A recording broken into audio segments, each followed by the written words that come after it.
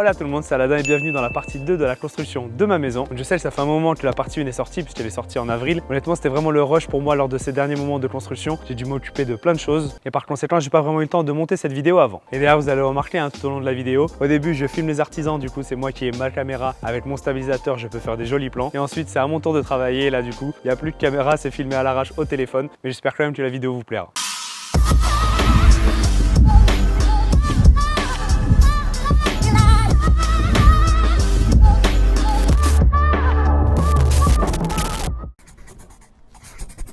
Aujourd'hui mardi 15 mars, ils ont attaqué le placo hier, donc là on voit que le plafond est déjà tout isolé et on va également profiter pour isoler le garage. On a déjà déroulé la laine de verre au-dessus, ce qui n'était pas prévu à la base, donc ça c'est cool. Ça y est, la première plaque du plafond. On est maintenant le mercredi 16 mars, regardez, ils ont déjà plaqué tout le plafond. Ils ont fait ça en une matinée. Ensuite, un truc super malin, vu que par exemple la plaque de placo, elle a ses deux côtés de bord aminci au milieu on peut charger, mettre la bande et il n'y a pas de surépaisseur. Mais pour ce côté-là, je me demandais, là il n'y a pas de bord aminci, donc comment est-ce qu'on fait pour pas qu'il y ait de surépaisseur? Et en fait, ce qu'il a fait, c'est qu'il a mis la suspente un tout petit peu plus haut que le laser exprès. En surélevant un peu la suspente qu'il y a dans la charpente, ça fait qu'il a créé son bord aminci pour qu'ensuite le jointeur il puisse venir charger comme il faut et retrouver le plat. Et je trouve ça super intelligent d'avoir juste mis la suspente un peu plus haut pour créer entre guillemets le bord aminci, comme là.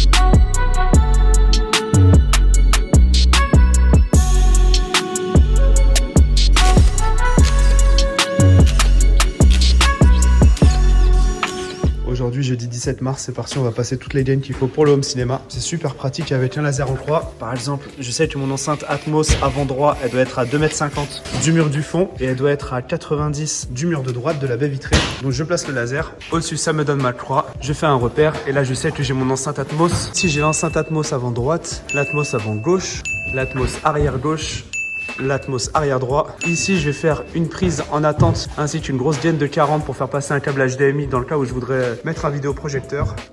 Donc là c'est parti, vous me voyez mettre un scotch au début et à la fin de chaque gaine pour bien repérer l'enceinte. Avant de tout passer dans les murs, ça me simplifiera la vie au moment de tout brancher à l'amplificateur. Là je commence par tirer toutes les gaines de la scène avant, c'est-à-dire les deux colonnes, les deux caissons de basse et l'enceinte centrale. Et ensuite je prends grossièrement mes repères pour savoir où sera la télé pour que je fasse courir ma gaine de 40 mm, celle où je vais passer mon câble HDMI de la télé vers l'ampli. Et là on commence à couper grossièrement les gaines qui iront dans le plafond. Puis j'ai reçu la visite de mon pote Tony Lilton Morris que vous connaissez sûrement déjà. Mon confrère vidéaste qui bosse aussi avec Thibaut depuis maintenant 2015 à peu près. Donc pendant qu'un des plaquistes passe toutes les gaines dans les combles, avec le deuxième plaquiste on passe par la trappe qui est dans le garage pour monter et tirer tout ça au bon endroit. Allez, maintenant on se retrouve dans mes combles, on marche sur la charpente pour faire passer les gaines. Donc là j'ai les deux surround back plus celle de qui va à droite. Ok.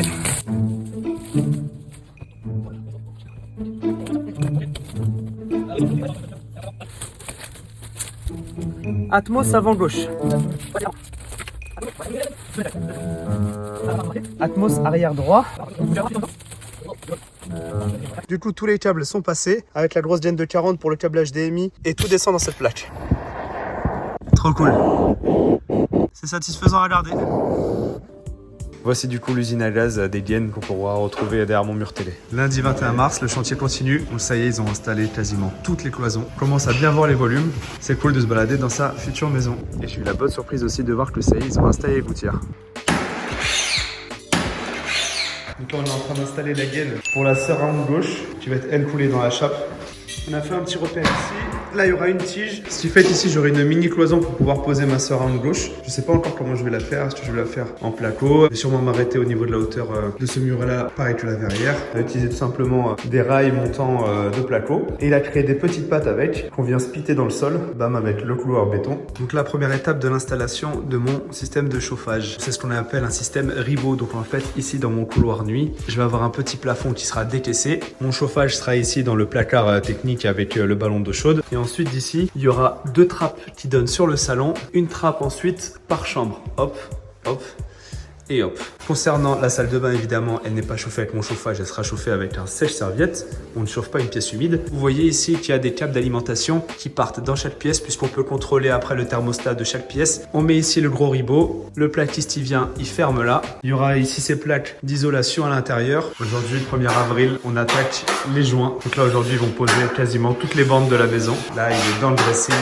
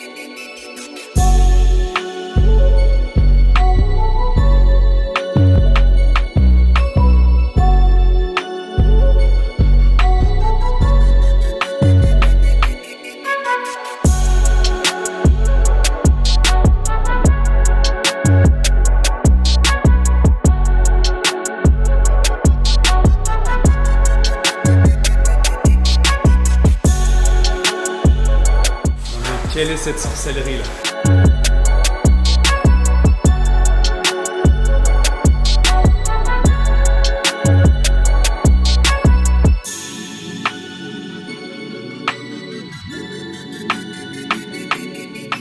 C'est propre, hein. C'est moi qui vais poncer après. On est en train d'installer la douche encastrée. Donc là, comme vous voyez, on est passé par derrière. Donc en fait, ici, on est dans mon entrée et derrière, il y a ma douche. Et donc le plombier, il a enlevé ici la plaque de placo et la laine de verre qu'on a posée là. On mettra ça tout à l'heure pour pouvoir encastrer ça. Ça valait mieux le faire maintenant. Et oui, avant les joints. Avant les joints et passer par derrière. Tout ça, ça passe sur le sol, c'est ça? C'est ça. Et c'est coulé dans la chape. Voilà. Et ça, c'est un petit renfort que vous avez rajouté. Oui, c'est le maintien. Comment est-ce que tu vas renforcer tout ça? Avec du MAP, bon, c'est du mortier-colle qui va vraiment sceller le robinet à la plaque de plâtre. Voilà. Et être sûr que ça bouge pas dans le temps. On met des plots de MAP un peu partout. On scelle la robinetterie au placo. Après, ça va devenir super dur et du coup, ça va tenir d'un seul bloc. C'est ça. J'aurais jamais pensé à faire ça, à devoir faire ça. Il n'y a plus qu'à croiser les doigts de ne pas avoir de merde avec la robinetterie. C'est le risque quand on fait d'encastrer. Et du coup, là, il finit de boucher avec quelques plots de MAP encore. Pour étanchéité à l'air. Il a remis la plaque. Les jointeurs pourront finir nickel. Donc là, on vient de brancher un manomètre pour mesurer ma pression à la sortie de l'eau, en fait, qui vient de la ville. On se rend compte qu'il y a 6 barres de pression. Le plombier me proposait d'installer un réducteur de pression pour assurer 3 barres dans toute la maison. Parce que sinon, ça peut abîmer un peu les équipements. Oui, c'est ça. On peut beaucoup. Oui. Ton WC, déjà, ta chasse, ça va plus s'arrêter. Ah ouais, elle sera tout le temps en train de sortir de l'eau. C'est ça. Et ton groupe de sécurité aussi.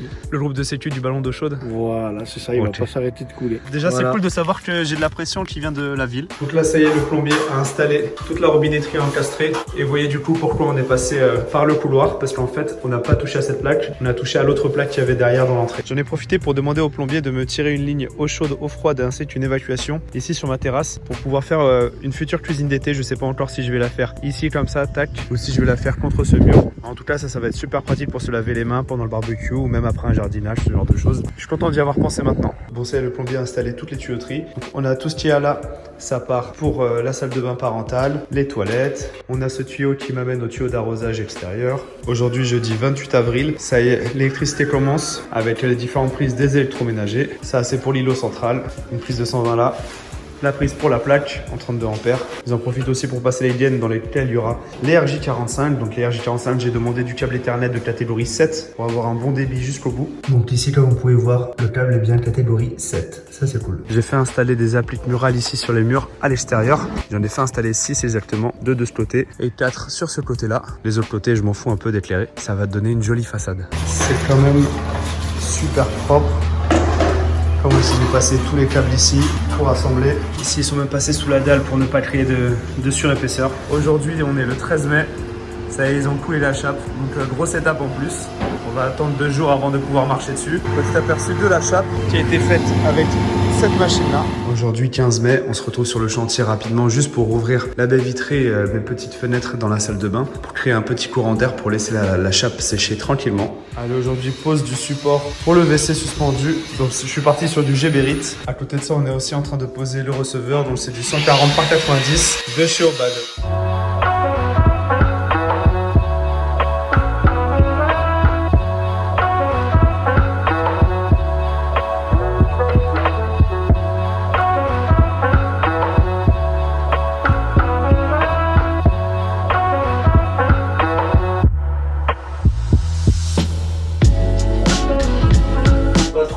Sur le mal. Ça va dégueuler pour rien. Et oui, ça va dégueuler à l'intérieur, ça va te faire un beau relais, ça peut attraper le papier.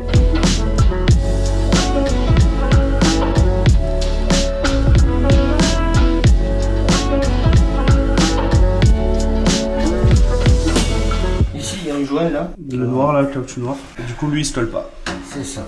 Ça, c'est leur manchon qu'ils m'ont envoyé en plus, là, le 90. C'est ça. Et on met le collier par-dessus. C'est fait. Okay. Et maintenant, on va percer. Tu vises dans la planche en bois que tu as mis, le renfort... C'est ça, qui récupère mon ossature du placo. Ok, et le renfort, il est dans les rails. C'est ça. Top, donc on est costaud. Petite info pour fixer le bâti support du WC suspendu. Comme vous voyez là, on a percé directement la dalle béton et non pas la chape liquide. Donc on se fixe toujours sur le support brut. Pareil pour ici, on a mis une planche de bois en renfort. Et la planche de bois, elle est fixée dans mes rails de mon placo. Donc normalement, c'est super costaud. Donc vous voyez un peu le type de fixation qui va aller directement dans le béton. Donc on perce avec une mèche de 10. On met la cheville et ensuite on peut mettre la vis dedans et là ça tient, c'est inarrachable.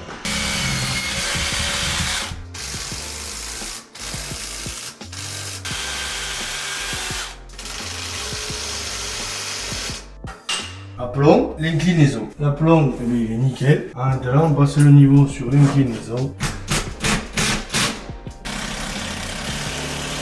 Allez, maintenant, on règle ça.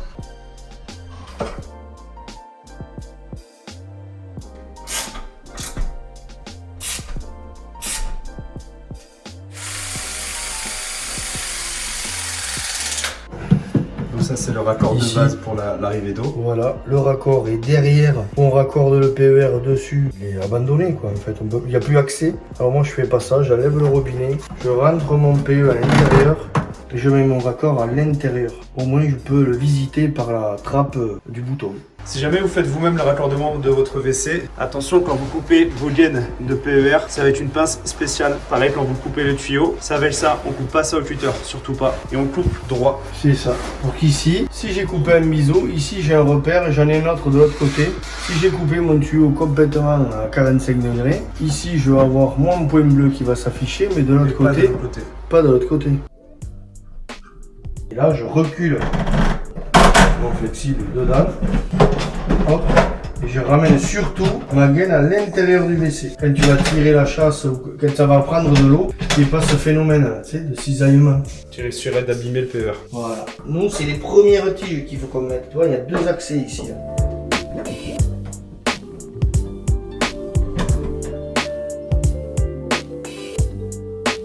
Alors ça c'est le clapet aérateur qui va sur les vents. Ça veut dire c'est quand tu vas tirer ta chasse, automatiquement le clapet va donner de l'air pour faire évacuer ton eau. Il faut qu'il y ait de l'air qui vienne pour aider à évacuer. Voilà, pour pousser pour pouvoir évacuer. Ça s'installe, tout ça dans les combles. Dans les combles. Voilà. À l'intérieur il y a une petite pièce mobile, ouais. Allez, on va installer ça dans les combles. Tac, allez, on installe le petit évent dans les combles et ça y est, on est bon.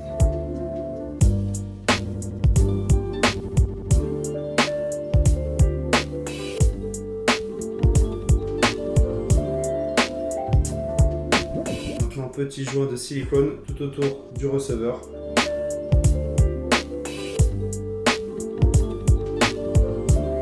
On attaque la pose de la baignoire, donc voici le kit fixation de base. Et donc on a ces petits cales plastiques qui viennent normalement ici sur le mur. Et la baignoire est censée se poser là-dessus. Sauf que bon, ça en plastique, c'est tout petit, j'en ai que 4. Ici les plombiers ils préfèrent directement construire une ossature en bois avec des tasseaux qui viennent se fixer dans les montants en placo. Et là on est sûr qu'avec ça, la baignoire aura une bonne surface pour se reposer.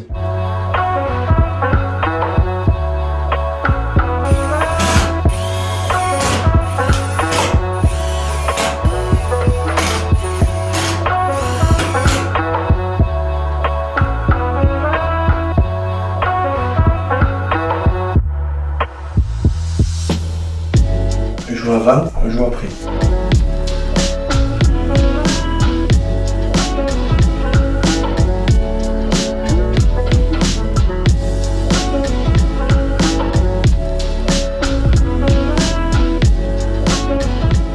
Aujourd'hui on est le 20 mai, ça y est j'ai la date de la pose de ma cuisine, sera du coup le 9 et le 10 juin. La cuisine arrive le 7 juin exactement. Et mon cuisiniste m'a conseillé d'avoir déjà peint tous les murs et plafonds, ainsi que poser le sol au niveau de la cuisine, comme ça va pas m'embêter une fois que les meubles seront en place. Donc là c'est parti pour récupérer tout le sol, il y a 90 mètres carrés de sol, ce sera de la lame PVC ainsi que sa sous-couche. Ça va faire une petite séance de sport. Ici on a tout le sol, ici on a la sous-couche, et là j'ai tous mes seuils de porte.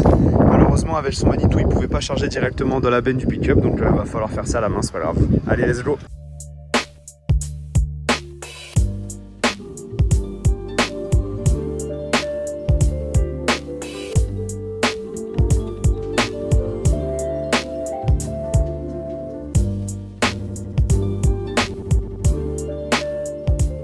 Ouais bah ça y est, tout est rentré hein. Ce sont des lames rigides, c'est plus costaud que les lames souples. Passage intensif. En couche d'usure ici on est à 0,55. Le 0,55 c'est leur plus haut couche d'usure. C'est 100% étanche, ça peut se mettre même en salle de bain, en cuisine sans aucun problème. Garantie 25 ans, bon je sais pas ce que ça vaut le garantie 25 ans mais bon. C'est cet imprimé bois là que j'adore. Parce qu'en fait le veinage ici il est vraiment imprimé, on dirait vraiment que c'est du bois, c'est pas juste tout lisse. C'est très structuré, j'aime beaucoup, j'aime beaucoup.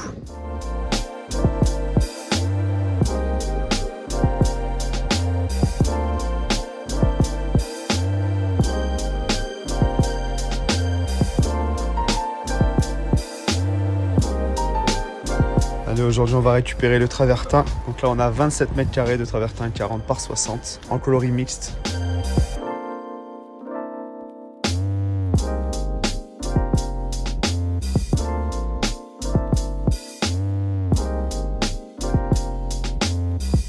Bon c'est la palette de travertin est chargée dans le pick-up. Les lames sont un peu affaissées mais bon, c'est censé normalement porter une tonne. Je crois pas qu'on y soit. On est tout pile juste en dessous. Tout le travertin a été rentré. J'ai mis un petit coup d'eau ici juste pour voir ce que ça donnait. Tentons le nettoyer. Franchement c'est canon, je suis super content. Hâte de poser tout ça. Allez, aujourd'hui on se retrouve le 26 mai. J'ai mon pote Sylvain, peintre, qui est venu me prêter gentiment sa girafe et son aspirateur. La Flex GE7 avec son aspirateur. Le Flex VCE 33AC pour commencer à penser tout ça, étant donné qu'on va poser ma cuisine le 9 et le 10 juin. C'est très bientôt, va falloir déjà avancer sur tout ça.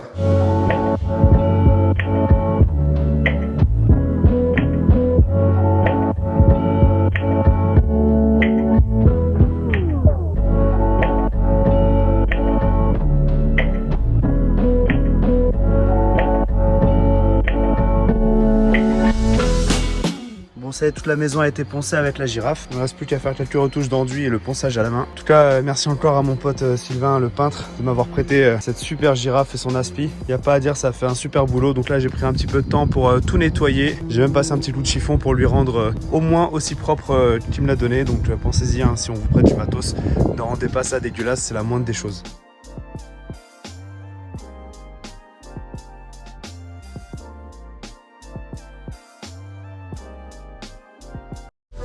Ensuite, début juin, j'ai eu la visite des façadiers qui sont venus crépir la maison. Malheureusement, j'étais pas là. Mais par contre, j'étais là au moment où ils ont crépi la maison d'à côté qui est faite par le même constructeur Haute Résidence. Donc, je vous montre quelques plans de la maison d'à côté, comme ça vous avez une idée. Ils vont passer ça en 2 enduits. Un premier enduit pour vraiment tout étanchéifier. Ensuite, le deuxième enduit que là, ils vont texturer suivant la finition qu'on a choisie. Enduit taloché, écrasé, ce genre de choses.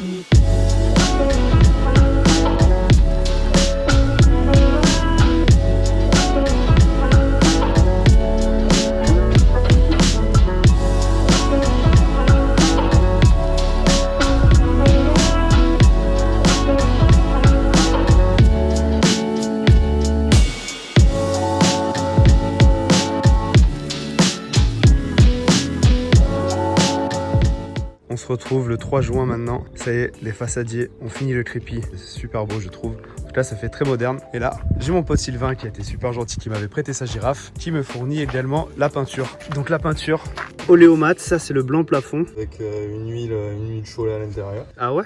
Ouais. Du coup, il bloque les taches. Et Phase aqueuse. Il est censé OV, il capte les formaldéhydes. Entre guillemets, elle est dépolluante, quoi. Peinture saine, mat, huile végétale, ok. Le velours, ça va être pour les murs. La seigneurie, couvert En glacier, plastique, couvert ça va être pour l'impression. Et le Pantex en fer pour la finition. Ok, d'accord. Donc ça veut dire que même l'impression, c'est velours. Ouais. Donc on va imprimer les plafonds et les murs avec ça. Ça marche. Donc ça, c'est couche d'impression, ça va être la sous-couche. Seigneurie, Practi, velours. Et la peinture, elle, c'est Pantex velours pour les murs. Et on va peindre tout ça à l'airless. En tout cas, l'airless, on va faire l'impression avec. On va faire les plafonds mat à l'airless, mais par contre, les murs, on va les faire au rouleau. La rallonge avec la buse toute neuve, avec le porte-buse tout neuf. Merci monsieur. Bon bah comme vous le savez en fait le boulot avec l'airless c'est surtout un boulot de masquage. La petite jupette sur la fenêtre. On a commencé directement par poser un scotch de masquage sur le bord du cadre et ensuite on colle ça là-haut et ça on va le dérouler le long de la fenêtre. Donc l'avant peinture c'est toujours mieux de passer un petit coup de balai pour poussiérer. Puisque justement on vient de poncer donc on a mis de la poussière d'enduit un peu partout.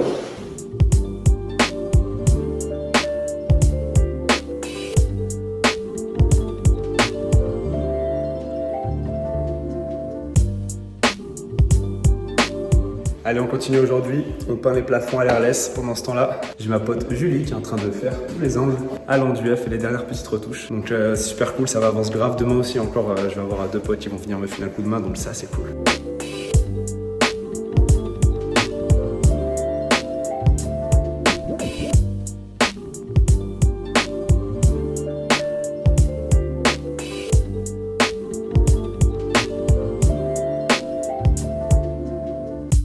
Maintenant que tout est fait au niveau des plafonds, on va passer aux murs. Pour les murs, on prend le rouleau quand on prend le rouleau et on continue pas l'airless parce que l'airless diffuse une couche de peinture vraiment extrêmement fine. Le mur devient très fragile, au moindre impact, ça y est, ça se voit directement en dessous, la peinture saute. Du moins, c'est ce qu'on m'a dit, donc je vais écouter. Donc quand on peint les murs, on commence toujours par dégager les angles ici avec les pinceaux. On rechampille à peu près tout ce qu'il faut, les tours des prises, etc.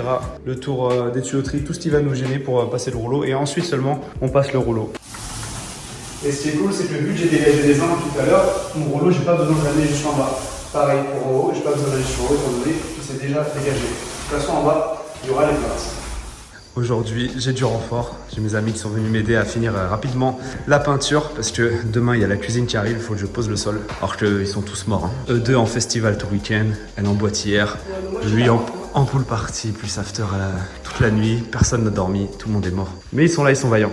Ok, c'est parti. Maintenant, on passe à l'étape du sol. Donc là, j'ai posé ma sous-couche. Ouais, j'ai déjà marché dessus. Bon, tant pis, je vais repasser un petit coup d'aspi avant. Donc voilà le sol en question, les lames PVC que je vous avais déjà montré. Elles font 18 cm de large. Et ici, quand je fais mon calpinage, si je pars avec une lame entière, je tombe à 17 lames,2. Ça veut dire que ma dernière lame fera 3 cm et demi, ce qui est ridicule. Donc en fait, dès le départ, je vais partir en coupant une largeur à peu près de 5-6 cm sur la première lame. Comme ça, la dernière, elle sera un peu plus épaisse. Voilà, donc c'est important d'essayer de penser à ça. Même si évidemment, ça va pas toujours bien tomber parce que là, je suis dans le fond du mur de la cuisine. Mais ensuite, on a le fond du bar ici du coin alcool qui est encore décalé, il y a ce muret qui est décalé, il y a le bureau qui est décalé, donc on peut pas tout prévoir. Mais bon, au moins si on peut déjà bien partir ici, ça c'est cool. Donc là j'ai pressé mon paquet de lames à 6 cm de chaque bord et je vais faire ça sur toutes mes premières lames. Et vous allez voir, ça se coupe super facilement. Bon évidemment j'ai une lame neuve. Par sécurité je fais quand même un deuxième trait. Tac. Donc là avec un peu de force, hop, on arrive à couper, à faire une coupe assez forte.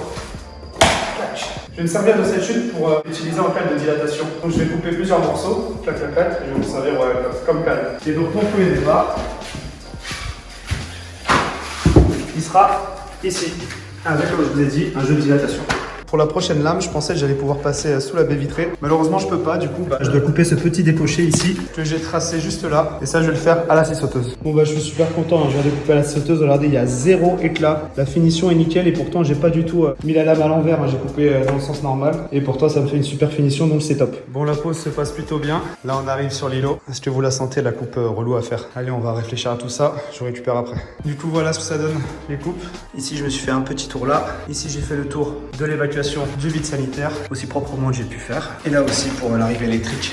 Bon, tout ça au final ça va finir sous l'îlot, personne ne le verra, mais au moins moi je dormirai à la conscience tranquille. C'est parti aujourd'hui pour la livraison de la cuisine. Donc c'est parce que justement il y a tout ça qui arrive que je voulais à tout prix finir le sol et la peinture avant. J'étais en pleine découpe en train de faire ce coin ici. Les livreurs sont arrivés. Donc évidemment quand les livreurs arrivent pour vous livrer la cuisine, ils déballent tout devant vous. On va tout vérifier ensemble. Si jamais il y a des pètes, on les signale tout de suite. Donc déjà ils vont déballer et en plus ils doivent repartir ensuite avec les cartons pour ne pas me laisser ça sur le chantier. Et voilà, c'est tout pour cet épisode. J'espère qu'il vous a plu. Si c'est le cas, mettez un pouce bleu. Le prochain sortira au plus vite, mais bon, comme je vous ai dit, la priorité c'était d'abord de bosser sur ma maison avant de bosser sur les montages parce qu'il fallait que j'y vive. Si jamais vous voulez être vraiment au courant de l'avancement de la maison au jour le jour, je vous invite à me suivre sur Instagram. Je fais des stories tous les jours et en plus de ça, je fais ensuite des stories à la une qui sont classées par thème. Donc là, vous pourrez retrouver tout ce qui a été fait dans la maison au jour le jour. Abonnez-vous si ce n'est pas encore fait. Moi, je vous dis à très bientôt pour la prochaine vidéo. Ciao.